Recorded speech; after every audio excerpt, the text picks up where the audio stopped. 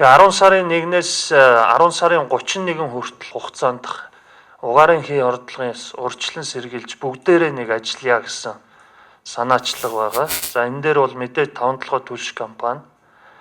За нийслэлийн нутгийн захиргааны байгууллагууд бүгдээрээ оролцсон. За захирагчийн харьяа бүх газрууд за дүүрэг хороод за энд ажиллаж байгаа бүх ажилтнууд за иргэдэд яг энэ угаарын хийн хордлогын эрсдлээс урьдчилан сэргийлэх заавар зөвлөмжийг өрнүүлнэ бүгдээрээ. За захирагч нийслэлийн засаг дарга энэ дээр зохион байгуулалтыг нэгдсэн одоо арга хэмжээ зохион байгуулна. Төлөвлөгөө гаргана.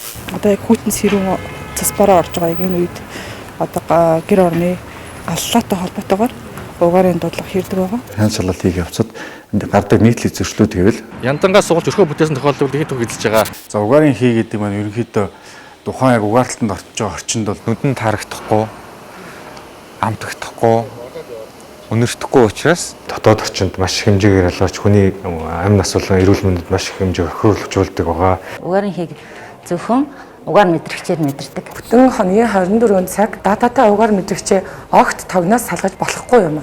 Угаарлахгүй тулд одоо байнгын ажиллагаатай байж бол энэ одоо угаарлахгүй гэсэн үг шүү дээ. Дамжуулагчтай угаар мэдрэгч цуглуулснаар тухайн иргэнийг бид нар энэ жилийн туршид мөн цаашдаа угаарын эрсдлээ шууд сэргийлж чадна гэж үзэж байгаа. Угаарын эрсдэл гарлаа гэхэд төвдөр мэдээлэл ирээд төвөөс шууд бид нар руу дамжуулна. Тэр айл руу шууд мэдээлэл нь уцаар ярина. За иргэддээ очиод яг одоо зөвлөмж мэдээлэл өгөхөд бол засвар үйлчилгээ хийхэд яндангаа хөөлөөгүй, ханан бишингийн сувг цэвэрлэг, ханан бишингээ хөөлөөгүй, битүүмжийн сайжруулаагүй тий. Бүх шавар хөндөрсөн. Хөндөө. Тэгэхээр битүүмж байхгүй гэсэн үг. 100-ныхаа уул ширмэн суурийг солиогүй их мэтлэнгийн одоо алдаанууд бол нийтлэг гардаг байгаа. Үндэсний чөр бүрэн бүтэн байвал зүгээр. Зарим нь одоо ингээд сорогдоод хайлаад тухарцсан гэдэг чинь. Хойч нар нэг айлуудын яндангийн соёлт байдаг.